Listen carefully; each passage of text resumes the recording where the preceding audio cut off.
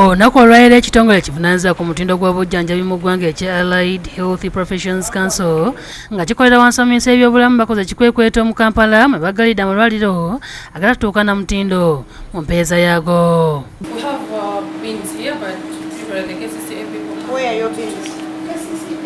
Bandesira basinze kulisa ku bifo ebikeerwamu omusaayi n'ebirala okukakasa oba enkebera yayo etuukana n'omutindo.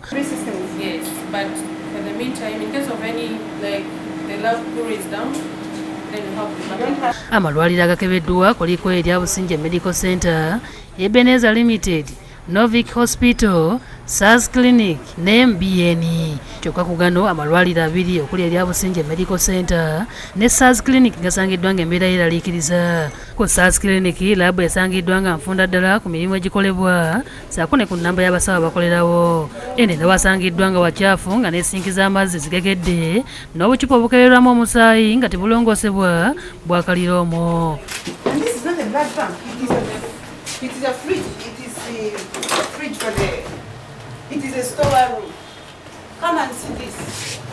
Bwe tuuse ne mu firiigi omuterekebwa omusaayi ogusibwa ku bantu nga ziri mu mbeera mbi nga tezirongoosebwa ate nga bwe muterekebwa n'ebyokunywa era nga muno musangiddwamu juyisi.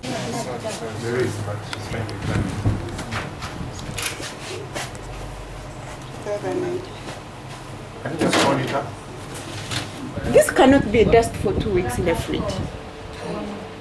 Can this dust be for 2 weeks? Yeah. The lab director is not around. That's not an issue when it comes to quality. Eh?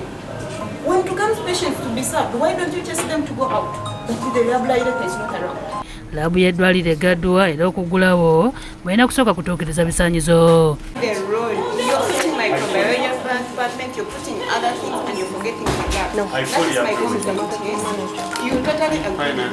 Abasawo b'ebyobulamu bagenze ne ku kalwaliro ka Busigye Medical Center era ono omuntu asangiddwa ategeeza nti abasawo bakola lwaggulo mu budde bw'emisana.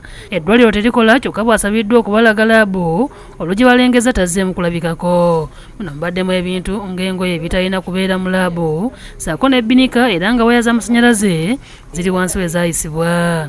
Ekikwekweto tekitalizza ddwaliro ddene oba ettono era batuuse ku ddwaliro lya Ebenezer Limited, Novic ne MBN erikebera DNA wabula nga wano ebisinga bibadde bitambula bulungi era nga basigadde bakakkalabya emirimu gyabwe. Akuliddemu ekikwekweto kino Brenda Mushabe nga ye ofiisa w'okulondoola omutindo mu kitongole kya Allied Health Professions Council akuutiddewo bonna abatannafuna kukakasibwa kuddukanya laabu okugenda bawandiisibwe bakolere mu mateeka. Laboratories ezisinga tusanze nga tezinaba kubeera recognized oba tezibaziwandiise eri Ministry of Health. Kati tusaba nga ffe aba Allied tusaba bananyini b'amalwaliro bonna making sure nti laboratories zaabwe ziwandiikisibwa mu Ministry of Health oba mu Allied Health Professionals Council. Denis Chobe ne Paulo Kasule be bakusakidde eggule lino lwa Bukedde TV.